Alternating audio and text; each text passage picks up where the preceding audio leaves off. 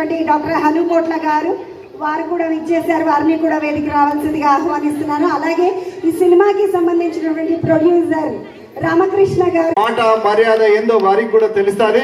గట్టిగా చెప్పట్లతోటి మన అతిథులను సాదరంగా ఆహ్వానించుకుందాం. సినిమా నడవాలంటే ప్రొడ్యూసర్ ఉండాలి, అందుకే ముందు తెలుసుకుంటున్నాం.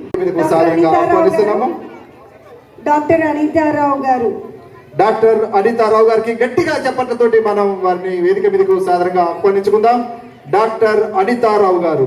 జయ జయ. తెలంగాణ వరంగల్కి వచ్చిన నేను అట్లా వచ్చినాక కూడా ఒక్క దగ్గర ఆవాజ్ లేదండి.